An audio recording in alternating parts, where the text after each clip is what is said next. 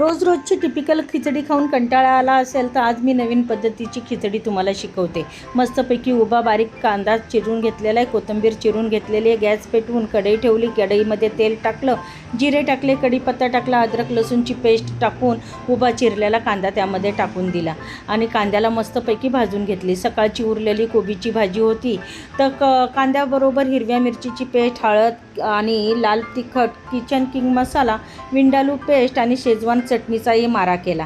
त्याचबरोबर कमी वाटलं म्हणून लोणचंही टाकलं 4 चम्मच. मस्तपैकी त्यांना हलवून घेतलं आणि सकाळची उरलेली कोबीची भाजी त्यामध्ये टाकून चिली फ्लेक्सचा थोडासा टच दिला आणि मग कोथिंबीर आणि पाणी भात शिजण्यापुरतं टाकून मीठ टाकलं आणि कढ येताच धुतलेले तांदूळ त्यामध्ये टाकले आणि मस्तपैकी भात शिजवून घेतला.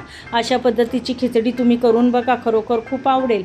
मस्तपैकी होते आणि चवीला तर A1 लागते. मस्त फ्युजन खिचडी आपली तयार झालेली आहे.